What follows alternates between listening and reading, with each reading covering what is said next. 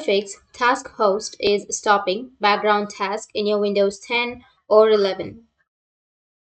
So if you want to fix task host is stopping background task in your Windows 10 or 11, then what you need to do is you just need simply go with your Windows, right click on it, go with run. Under run, you need to search for REGEDIT, which is regedit, and then hit the enter. Go with yes, and it will open up your registry editor. Once it opens your registry editor, now you need to go with HKey local machine. Under your HKey local machine, you need to go with system. Under system, you can go with current control set, and under that you can go with services. Under services, you need to scroll down and find WPN User Service, which is right here.